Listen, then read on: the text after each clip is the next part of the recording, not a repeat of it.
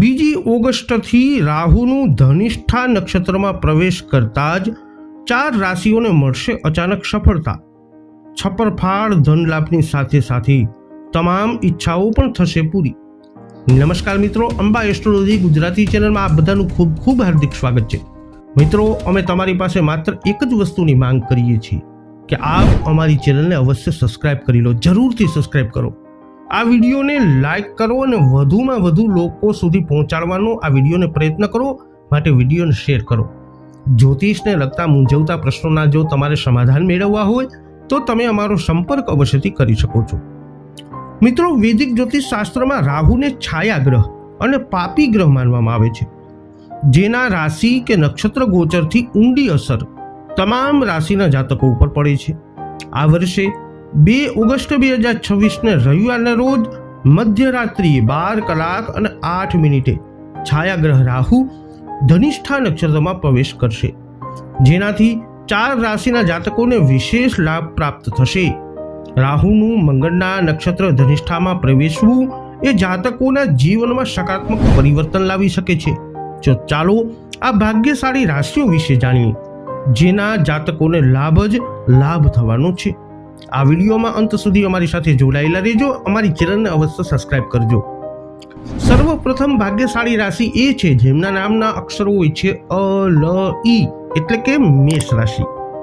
મેષ રાશિના જાતકો રાહુનું ધનિષ્ઠા નક્ષત્રમાં ગોચર કરવું એ તમારા માટે ઘણા અટકેલા કાર્યો પૂરા કરશે.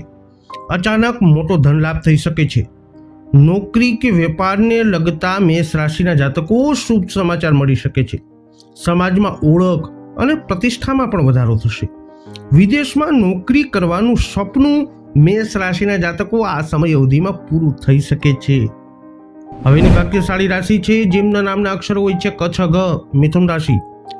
મિથુન રાશિના જાતકો માટે રાહુનું નક્ષત્ર ગોચર અતિ શુભ ફળદાયી સાબિત થઈ શકે છે. મિથુન રાશિના જાતકોની આર્થિક સ્થિતિમાં સુધારો થશે અને જૂના રોકાણથી લાભ થશે.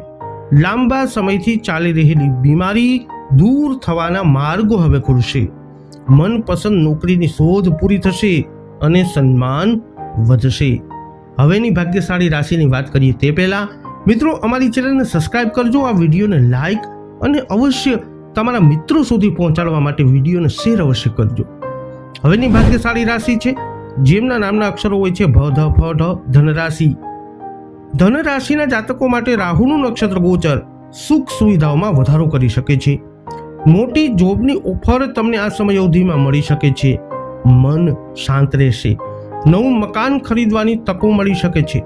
પારિવારિક કે સામાજિક વિવાદોનો અંત આવશે. કરિયરમાં સફળતા માટેના માર્ગો હવે ખુલતા જણાશે.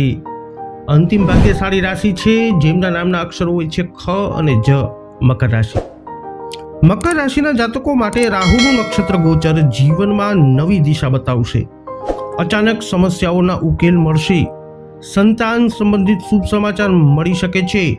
મકર રાશિના જાતકો કોર્ટને લગતી બાબતોમાં મકર રાશિના લોકોને પક્ષ મજબૂત થશે. આર્થિક લાભની પણ સંભાવના છે અને જૂનું દેવું, જૂનું કર્જ હશે તો એ પણ ચૂકવાઈ જતું જણાશે.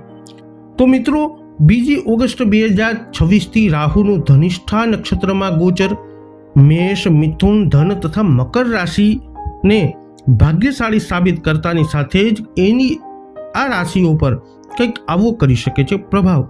આ વિડીયો અંગેના તમારા અભિપ્રાય, તમારા મંતવ્ય શું છે કોમેન્ટમાં જણાવજો. વિડીયોને લાઈક કરજો, શેર કરજો, અમારી ચેનલને અવશ્ય સબસ્ક્રાઇબ કરી લેજો. ફરી મળીશું નવા વિડીયોમાં. જય અંબે.